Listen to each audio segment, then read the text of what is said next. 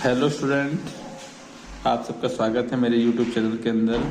और इसके अंदर आज मैं क्लास 9th का चैप्टर नंबर 11 साइंस का ले रहा हूँ। इस साइंस के चैप्टर को मैं वैसे उस तरीके से नहीं पढ़ा जैसे बुक से पढ़ाते हैं, लेकिन क्वेश्चन आंसर के माध्यम से इसको मैं आपको समझा रहा हूँ। इसके हम न्यूमेरिकल क्वेश्चन भी करेंगे, उसको तो खैर मैं लाइव करके दिखाऊंगा। पर ये क्वेश्चन, इस चैप्टर के कुछ ऐसे क्वेश्चन हैं जो आपको एग्जाम में हेल्प करेंगे, तो आप इसको पढ़ें, समझें और फिर पेपर में आप अच्छा करके आए। उससे पहले आप हमारे चैनल को लाइक और सब्सक्राइब कर दें ताकि आपको नोटिफिकेशन टाइम से मिलती रहे। तो ये पहला क्वेश्चन देखिए क्या कहता है कि हमें चैप्टर का नाम रखा गया है कार्य और ऊर्जा। कार्य क्या होता है और ऊर्जा। अब कार्य करने के लिए, अब हम सबको कार्य करने के लिए क्या चाहिए, ऊर्जा की तो जरूरत पड़ती ही है। तो पहला क्वेश्चन आपसे पूछा, कार्य किसे कहते हैं। देखो, जो कार्य का आम जीवन में परिभाषा है और जो साइंस की में परिभाषा में फर्क है। तो कार्य किसे कहते हैं, तो लिखा है जब किसी वस्तु पर बल लगाया जाए और वस्तु बल की दिशा में विस्थापित हो तो उसे कार्य कहा जाता है। इसका मतलब ये कि आपने जब किसी वस्तु के ऊपर बल लगाया तो वस्तु में क्या हुआ, विस्थापन। विस्थापन का मतलब यहाँ पे है कि वस्तु ने कुछ दूरी तय करी। जैसे समझिए, ये पेन का यहाँ पर ढक्कन रखा हुआ है, मैंने इस पेन के ढक्कन के ऊपर एक बल लगाया तो इसमें विस्थापन हुआ क्योंकि इसने कुछ दूरी क्या करी, तय करी। तो जब किसी वस्तु पर हम बल लगाते हैं और उसके अंदर कुछ दूरी तय होती है, यानी उसके अंदर विस्थापन होता है, तो उसे क्या कहते हैं, कार्य कहते हैं। ठीक है, तो कार्य का मतलब यही है कि आप बल लगाओ, उसके अंदर क्या हो, विस्थापन हो। ठीक है। अब क्वेश्चन नंबर 2 है, ये कार्य करने के लिए आवश्यक दशाएं बताइए। आपको कार्य करना है तो कार्य करने के लिए क्या जरूरी है, तो उन्होंने बताया है कार्य करने के लिए आवश्यक शर्तें हमारे पास है 2। एक तो वस्तु पर बल लगना चाहिए, दूसरा वस्तु क्या होनी चाहिए, विस्थापित। यानी दोनों ही चीजें होनी चाहिए कि आप वस्तु पर बल लगाओ और वस्तु में विस्थापन हो। अगर इन दोनों में से एक भी चीज नहीं है तो कार्य नहीं माना जाएगा। तो कार्य के लिए दोनों का होना क्या है, जरूरी। तो कार्य के लिए हमारे पास एक फॉर्मूला है, बल गुणा विस्थापन। बल को इंग्लिश में बोलते हैं फोर्स, विस्थापन को बोलते हैं डिस्प्लेसमेंट। तो कार्य को बोलते हैं वर्क। तो W बराबर क्या होगा, F इंटू एस। ठीक है। जैसे आप एक चट्टान है, चट्टान को धक्का मार रहे हो तो चट्टान के ऊपर आप क्या लगा रहे हो, बल, पर चट्टान में क्या नहीं हो रहा है, विस्थापन नहीं हो रहा है, तो उस समय आपका कार्य शून्य माना जाएगा, कोई काम नहीं माना जाएगा। तो कार्य के लिए दोनों दिशाओं का होना बहुत ही जरूरी है। ये भी बात याद रख लीजिए कि कार्य का ऐसा मात्रा जूल है, इसको हम जैसे रिप्रेजेंट करते हैं।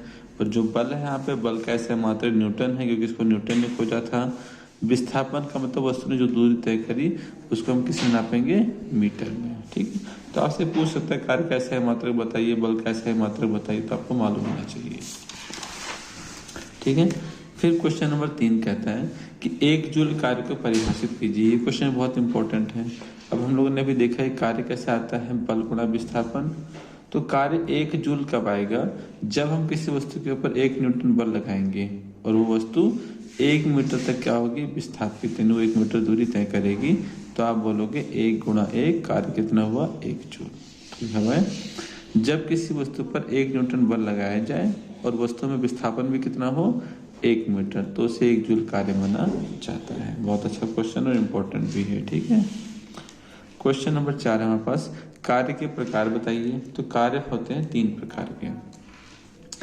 एक, बल द्वारा किया गया कार्य धनात्मक भी हो सकता है, ऋणात्मक भी हो सकता है और शून्य भी हो सकता है। धनात्मक कब होगा, जब बल वस्तु की गति की दिशा में लगाया जाए, यानी आपने जिस दिशा में बल लगाया है वस्तु उसी ओर सरक जाए। जैसे पेन है, मैंने धक्का लगाया उस दिशा में, तो उसका जब इस दिशा में बल लगाया तो उसका विस्थापन भी उसी दिशा में हो रहा है, यानी कि जिस दिशा में बल लगाया गया है विस्थापन भी उसी दिशा में हो। ठीक है। तो ऐसे कार्य को बोलते हैं धनात्मक कार्य। एक उदाहरण भी है कि बच्चे द्वारा खिलौने गाड़ी को खींचना। दूसरा ऋणात्मक कार्य है। ऋणात्मक कार्य कब, जब बल वस्तु की गति की विपरीत दिशा में लगाया जाए, यानी विस्थापन तो दूसरी दिशा में हो रहा है, बल आप दूसरी दिशा से लगा रहे हैं। जैसे अब हम फुटबॉल खेलते हैं तो बॉल पे किक मारते हैं, तो बॉल पे हमने किक इधर को मारा तो बॉल उधर को गई, लेकिन बॉल कुछ समय बाद रुकती है क्योंकि घर्षण बल है ना, वो उसकी विपरीत दिशा से कार्य कर रहा है। तो घर्षण बल ने जो कार्य किया वो कौन सा कार्य कहलाएगा, ऋणात्मक कार्य। तो लिख दिया, लुढ़कती हुई फुटबॉल पर धरती द्वारा लगने वाला गुरुत्वाकर्षण बल। तो गुरुत्वाकर्षण बल जो है जब वस्तु की गति इधर को है तो वो इस तरफ को बल लगा रहा है, यानी उसकी विपरीत दिशा में बल लगा रहा है। ऐसे कार्य को बोलते हैं, अपने कार्य कर सके ऋणात्मक कार्य। एक शून्य कार्य करते हैं जब लगाए गए बल और वस्तु की दिशा में विस्थापन का कोण कितना बनता है, 90 डिग्री कोण बनता है। आप इसको ऐसे ठीक है। अब क्वेश्चन नंबर 5 देखिए, ऊर्जा किसे कहते हैं? तो ऊर्जा कार्य करने की क्षमता को ऊर्जा कहते हैं। जिस भी वस्तु में कार्य करने की शक्ति है उसे हम क्या बोलेंगे? ऊर्जा। ठीक है ना। तो हमें ऊर्जा कहाँ से मिलती है ये आपको पता है, हमें भोजन से ऊर्जा मिलती है। कुछ स्पेशल पॉइंट समझ लीजिए। सूर्य ऊर्जा का विशालतम स्रोत है, यानी जो सूर्य है ना वो ऊर्जा का सबसे बड़ा स्रोत हमारे पास प्राकृतिक क्या है? सूर्य है। जीवों को ऊर्जा भोजन से मिलती है, मशीनों को ईंधन से ऊर्जा मिलती है। ठीक है। वैसे क्वेश्चन था ऊर्जा किसे कहते हैं, तो आपका उत्तर यहाँ पे खत्म हो गया। ये कुछ स्पेशल पॉइंट से जो आप जानो। ऊर्जा का ऐसा मात्रक भी जूल है, और किसका मात्रक जूल था? तो कार्य का मात्रक जूल था। जो कार्य का मात्रक है वही ऊर्जा का ऐसा मात्रक है। ऊर्जा एक अदिश राशि है। अदिश राशि का अर्थ होता है कि आपको एक वैल्यू मिलेगी, इसमें दिशा नहीं होती, ठीक है ना, एक रकम होती है बस। ऊर्जा का बड़ा मात्रक किलो जूल है, जो कि 1000 जूल 1 किलो जूल के बराबर होता है। ठीक है। तो क्वेश्चन नंबर 6 कह रहा है, अब ऊर्जा के प्रकार। अब ऊर्जा के बहुत सारे प्रकार है बुक्स के अंदर, तो पर आपको जो आपके सिलेबस में है आपको पढ़ाया जाए वो 2 तरह की ऊर्जा पढ़ाई गई है। उसमें से गतिज ऊर्जा होती है। तो हमारे पास क्वेश्चन है, गतिज ऊर्जा किसे कहते हैं? इसका सूत्र लिखिए। इसके लिए हमें इसका फॉर्मूला लिखना है, इसका व्यंजक लिखिए। देखो हिंदी में इसको व्यंजक बोल देते हैं, तो आप उससे पेपर में अगर आ जाता है कि व्यंजक लिखिए तो इसका मतलब उसका सूत्र ही पूछ रहा है। करें किसी वस्तु में उसकी गति के कारण समाहित ऊर्जा को गतिज ऊर्जा कहते हैं। यानी कोई वस्तु गति कर रही है इसलिए उसके अंदर जो ऊर्जा आ गई है। क्यों ऊर्जा है उसके अंदर? क्योंकि वो गति कर रही है, इसलिए उसे बोलते हैं गतिज ऊर्जा। जैसे दौड़ता हुआ खिलाड़ी दौड़ रहा है तो खिलाड़ी क्या कर रहा है? गति कर रहा है। तो गति कर रहा है इसलिए उसके अंदर क्या है? कार्य करने की क्षमता आ गई है, ऊर्जा आ गई है, इसलिए बोलते हैं उसको गतिज ऊर्जा। लुढ़कता हुआ पत्थर, जब पत्थर लुढ़क रहा है तो पत्थर क्या कर रहा है? गति कर रहा है। तो गति करते समय उसके अंदर क्या है? ऊर्जा है, इससे बोलते हैं गतिज ऊर्जा। इन अंग्रेजी का बोलते हैं काइनेटिक एनर्जी। इसका फॉर्मूला होगा E के 1/2 mv²। m का मतलब यहाँ पे द्रव्यमान है, वस्तु का जो वजन है। v क्या है? वेग है। ठीक है। अब गतिज ऊर्जा का उदाहरण दीजिए। तो गतिज ऊर्जा के हमारे पास क्या क्या उदाहरण है कि अब हम जानते हैं गतिज ऊर्जा क्या होती है। कोई वस्तु गति कर रही है इसलिए उसके अंदर ऊर्जा है। जैसे गतिशील क्रिकेट बॉल, बहता हुआ पानी, क्योंकि पानी बह रहा है यानी गति कर रहा है तभी तो टरबाइन को घुमा पा रहा है, वो टरबाइन से क्या बन पा रही है? ऊर्जा। गतिशील गोली, जब एक बंदूक से निकली हुई गोली गति में आती है तो वो किसी को जान ले लेती है। क्यों? क्योंकि उसके अंदर कार्य करने की क्षमता आ गई है। बहती हुई हवा किसी वस्तु को उड़ा लेती है। गतिशील कार जब किसी को टक्कर मारती है तो उसको चोट पहुंचाती है, क्योंकि उसकी गति हो रही है, इसलिए उसके अंदर एक ऊर्जा है। दौड़ता हुआ खिलाड़ी, लुढ़कता हुआ पत्थर, उड़ता हुआ हवाई जहाज, ये सारी वस्तुएं गति है कर रही है, इसके लिए अंदर क्या ऊर्जा है? गतिज ऊर्जा है। अब सवाल नंबर 8 है, किसी वस्तु की गतिज ऊर्जा किन कारणों पर निर्भर करती है? इसका मतलब क्वेश्चन तुमसे पूछ रहे हैं कि कोई वस्तु की जो गतिज ऊर्जा किन पर डिपेंड करती है, तो उसका फॉर्मूला देख लो। गतिज ऊर्जा को निर्धारित करने वाले कारक निम्न है। एक तो वस्तु का द्रव्यमान, अगर वस्तु का द्रव्यमान ज्यादा होगा तो गतिज ऊर्जा भी ज्यादा होगी। द्रव्यमान कम होगा तो ऊर्जा भी क्या होगी? कम। ठीक है ना। यानी किसी वस्तु का अगर वजन ज्यादा है तो उसके अंदर ऊर्जा ज्यादा होगी। जैसे साइकिल है और एक मोटर कार है। अब कार किसी को टक्कर मारती है और साइकिल किसी को टक्कर मारती है तो चोट किससे ज्यादा लगती है? कार से, क्योंकि कार का द्रव्यमान ज्यादा है इसलिए उसके अंदर गति ऊर्जा भी क्या रहेगी? ज्यादा। यानी आप बोल सकते हो जो E है वो समानुपाती है द्रव्यमान के। दूसरा, गति ऊर्जा वेग पर निर्भर करता है। वेग मतलब वो किस गति से चल रही है। अगर ज्यादा स्पीड से चल रही है तो ज्यादा ऊर्जा होगी, कम वेग से होगी तो कम ऊर्जा होगी। ठीक है ना। जैसे तेज गाड़ी आ रही है तो ज्यादा जोर से टक्कर मारती है, धीमे गाड़ी की तुलना में कम। तो यानी वेग ज्यादा तो ऊर्जा ज्यादा होगी, वेग कम तो ऊर्जा कम। तो हमारी गति ऊर्जा इन 2 कारणों पर क्या करती है? निर्भर करती है। ठीक है। फिर ऊर्जा का अगला रूप आता है स्थितिज ऊर्जा। स्थितिज ऊर्जा यानी किसी वस्तु में उसकी स्थिति आकार में परिवर्तन के कारण जो कार्य करने की क्षमता होती है। यानी किसी वस्तु की स्थिति, क्योंकि उसकी स्थिति ऐसी है, ये उसका आकार ऐसा है, इस कारण जो उसके अंदर ऊर्जा है उसे बोलते हैं स्थितिज ऊर्जा। इन्हें अंग्रेजी में बोलते हैं पोटेंशियल एनर्जी। ईपी निकालने का फॉर्मूला mgh। m माने द्रव्यमानी है, h मतलब ऊंचाई और g होता है गुरुत्वाकर्षण बल। वैसे g का मान फिक्स रखा गया है 9 मीटर, ठीक है, 9.8 मीटर सेकंड स्क्वायर। लेकिन सुविधा के लिए सवालों के लिए हम 10 इस्तेमाल करते हैं, ऐसा सलाह दी गई है, ठीक है ना। तो क्वेश्चन पेपर में आता है, इस पेपर न्यूमेरिकल क्वेश्चन नहीं बताता कि आपको जी का मान क्या लेना है, तो आप 10 यूज कर सकते हैं।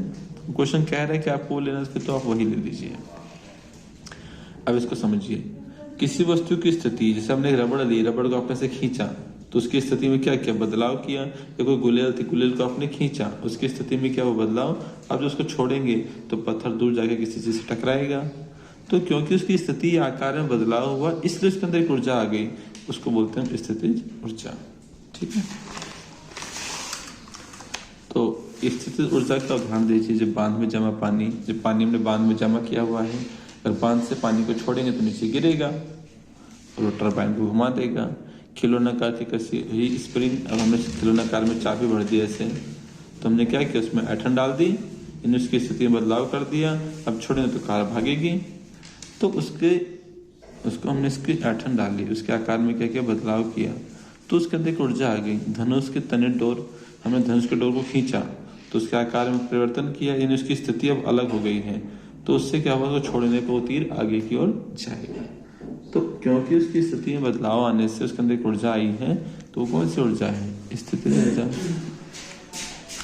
अभी सवाल भी बहुत इंपॉर्टेंट है कि स्थितिज ऊर्जा को प्रभावित करने वाले कारक कौन से हैं। तो हमने देखा है कि स्थितिज ऊर्जा का फॉर्मूला क्या था, mgh।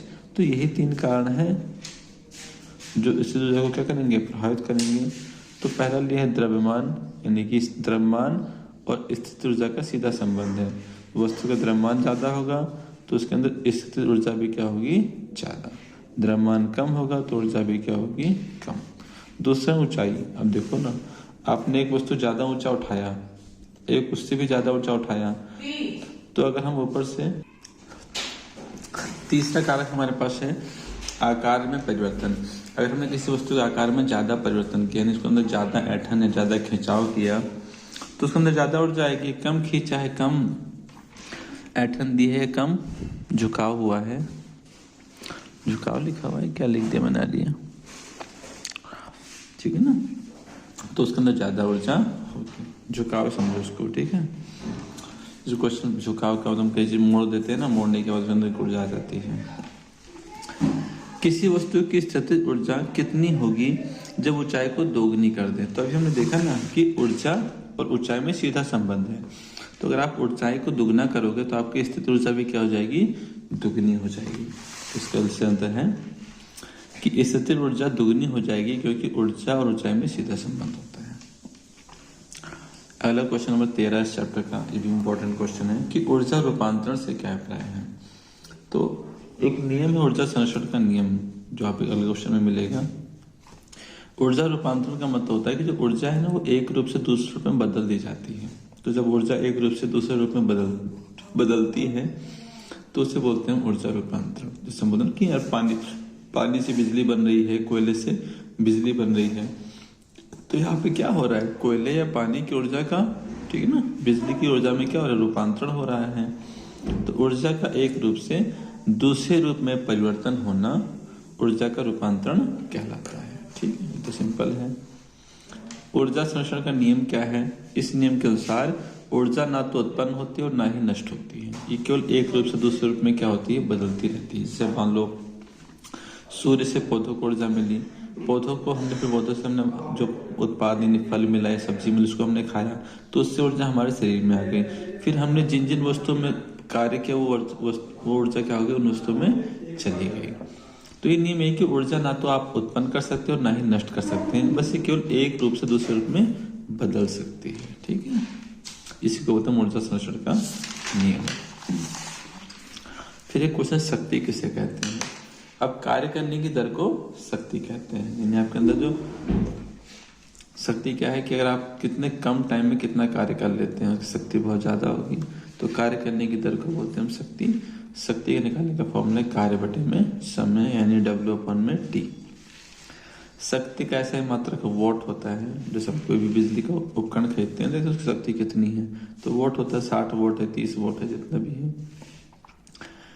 ये क्वेश्चन भी अच्छा है कि 1 वॉट शक्ति को परिभाषित कीजिए। 1 वॉट का मतलब ये हुआ कि जब आपने 1 जूल कार्य 1 सेकंड में किया, जब 1 जूल कार्य कितने टाइम में होता है, 1 सेकंड में होता है, तो उसकी शक्ति आपकी 1 वॉट कहलाती है। ठीक है, तो आप ये फॉर्मूला और ये परिभाषा दोनों लिख देंगे। विद्युत साधित्रों की शक्ति किसे कहते हैं? विद्युत साधित्र का मतलब होता है कि जो भी बिजली से चलने वाले उपकरण है, टीवी है, फ्रिज है, कूलर है, एसी है, पंखा है, सो चीज, ये सब विद्युत साधित्र है। इनकी शक्ति से क्या मतलब है? इनकी शक्ति से ये मतलब है कि वो कितनी बिजली खर्च करेंगे, कितनी ऊर्जा इस्तेमाल करेंगे, वही कहलाती है उनकी शक्ति। विद्युत उपकरणों के द्वारा विद्युत ऊर्जा को उपयोग करने की दर को विद्युत साधनों की हम क्या बोलते हैं? शक्ति बोलते हैं। जिसकी शक्ति ज्यादा होगी वो ज्यादा ऊर्जा खर्च करेगा, जिसकी शक्ति कम होगी वो कम करेगा। ऊर्जा का व्यावसायिक मात्रक क्या है? यानी व्यावसायिक में इसको हम ना, तो आप ऐसे याद, ऊर्जा के व्यावसायिक मात्रक किलोवाट आवर है। ठीक है ना, किलोवाट आवर व्यावसायिक का मतलब है कि जब इस ऊर्जा को, शक्ति को बेचा जाता है, ठीक है ना, यानी बिजली कंपनी जब हमें सप्लाई देती है तो वो कैसे मेजर करती है? तो किलोवाट आवर। 1 किलोवाट आवर को आप परिभाषा दो, तो 1 किलोवाट आवर का मतलब यही कि आपने 1 किलोवाट शक्ति का कोई उपकरण आपने इस्तेमाल किया। मान लो आपने एसी यूज किया जो 1 किलोवाट का है, यानी 1 टन का एसी बोलते हैं ना, 1 टन का एसी है। अगर 1 टन का एसी आपने 1 घंटे तक यूज किया, लगातार उसको 1 घंटे तक चलने दिया, तो उससे बोलेंगे 1 किलोवाट आवर। आवर 1 घंटा हो गया, 1 किलोवाट उसकी शक्ति हो गई। यानी कि अगर 1 टन का एसी अगर आप 1 घंटे यूज करते हैं लगातार, तो वो 1 किलोवाट आवर ऊर्जा खर्च करेगा। यानी इसको बोलेंगे एक, इसको हम अपनी लोकल भाषा में या आम भाषा में 1 यूनिट बोलते हैं। ठीक है ना। ऊर्जा निकालने का फॉर्मूला शक्ति इंटू समय। शक्ति का किलोवाट में नापना है आपको, समय को आवर में नापना है, यानी घंटे में नापना है। और ये पता मुझे 1000 वाट में कितने होते हैं? 1 किलोवाट। जब हम न्यूमेरिकल क्वेश्चन करेंगे उस समय इस पर ध्यान देंगे। एक क्वेश्चन ये भी है, 1 किलोवाट आवर में कितने जूल होते हैं? तो लिखा हुआ 1 किलोवाट आवर में 36 लाख जूल होते हैं, यानी 3.6 गुणा में 10 की पावर 6। तो कैसे 5 जीरो कट कर दिए और डेसिमल यहाँ लगा दिए तो 6 हो गए ना। इसका आप ऐसे समझो, 1 किलोवाट में 1000 वाट होते हैं, आपने जान गया। 1 आवर में कितने सेकंड होते हैं? 3600 हो गए। अब 3600 को इससे गुणा करोगे तो यही तो आएगा। तो आप इतने जूल बोलो चाहे इतने जूल बोल दो, ठीक है।